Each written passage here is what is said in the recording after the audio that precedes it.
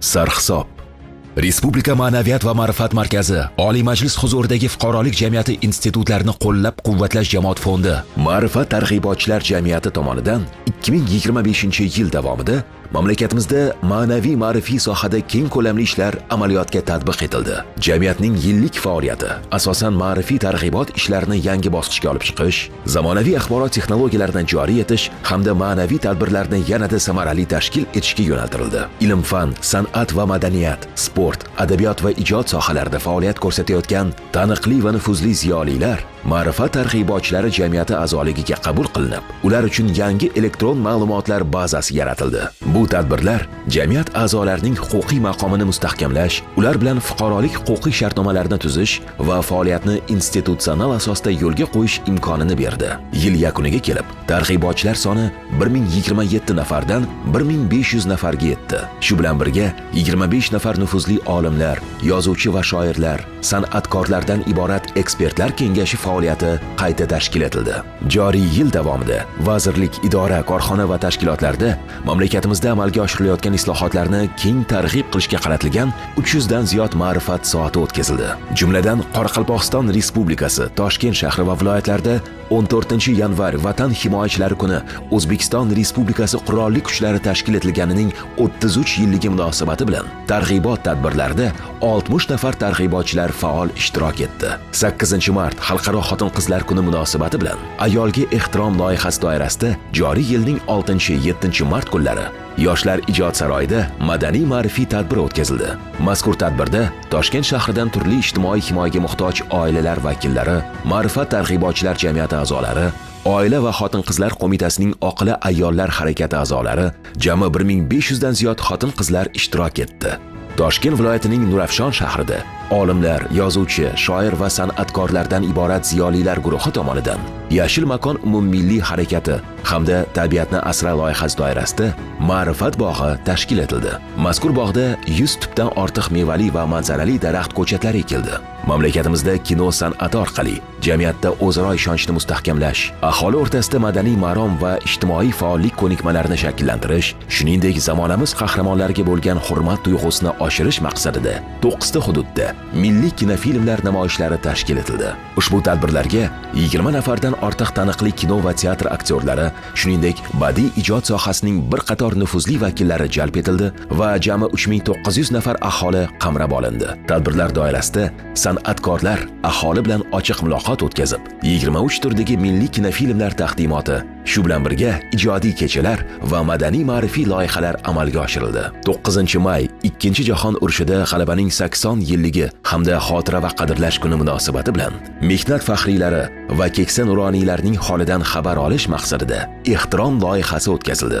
Loyiha doirasida sana munosabati bilan aholiga milliy bayrog'imiz ranglari aks etgan sharaf lentalari taqildi. 1-iyun Xalqaro bolalarni himoya qilish kuni munosabati bilan joriy yilning 24-25 may kunlari Milliy kino san'at saroyida Yangi O'zbekistonning baxtiyor bolalari nomli badiiy musiqiy kecha o'tkazildi. Davlat dasturlari doirasida Prezidentimizning 2025-yil 17-yanvardagi 2025-yilda aholi bandligini ta'minlash va kambag'allikni qisqartirish chora-tadbirlar to'g'risidagi qarori ijrosini ta'minlash maqsadida Farovon hayotga ilk qadam loyihasi amalga oshirildi. O'z mehnati bilan kambag'allikdan farovonlikka erishgan oilalarning ijobiy tajribalarini ommalashtirishga qaratilgan mazkur loyiha doirasida mahallalarga biriktirilgan ma'naviy ko'makchilar ishtirokida uchrashuvlar o'tkazildi. Kam ta'minlangan xonadonlarga tashriflar uyushtirilib, tuman hududida ma'rifat bog'lari tashkil etildi. Jumladan Ma'rifat karvoni va umummilliy birdamlik festivali doirasida 36 marotaba Farovon hayotga ilk qadam loyihasi amalga oshirildi.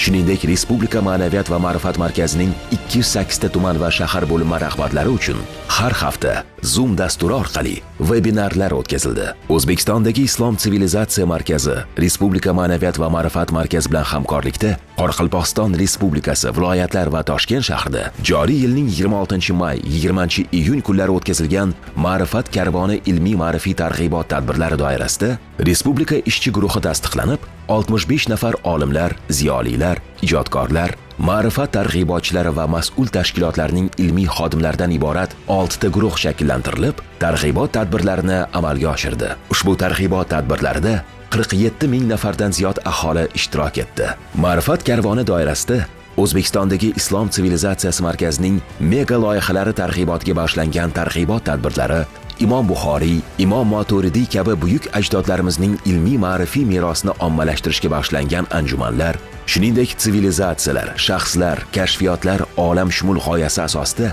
hudud olimlari tomonidan tayyorlanayotgan 800 dan ortiq ilmiy innovatsion loyihani respublika ekspertlari tomonidan ko'rib chiqish, ularni tatbiq etishga qaratilgan uchrashuvlar, seminar, treninglar o'tkazildi. Joriy yilning 5-avgust, 30-avgust kunlari O'zbekiston Respublikasi davlat mustaqilligining 34 yilligi munosabati bilan bir maqsad, bir xalq, bir vatan shiori ostida umummilliy birdamlik festivali o'tkazildi. Festivalda 10 ta ijtimoiy loyiha amalga oshirilib, olimlar, ziyolilar, shoir yozuvchilar, madaniyat va san'at vakillaridan iborat 79 nafar respublika hamda 254 nafardan ziyod mahalliy targ'ibotchilar jalb qilindi. 284 ta ma'naviy ma'rifiy tadbir tashkil etilib, ularda 110.482 nafar aholi ishtirok etdi. Festival doirasidagi inson qadri, farovon hayotga ilk qadam, shijoat, umummilliy birdamlik, dildagi gaplar, qasamyod spektakli, baxtli bolalik sharafiga, kitob marafoni, vatan uchun, millat uchun, xalq uchun shiori ostida gala konserti, badiiy musiqiy, ma'rifiy kechalar va o'quv seminarlar amalga oshiriladi.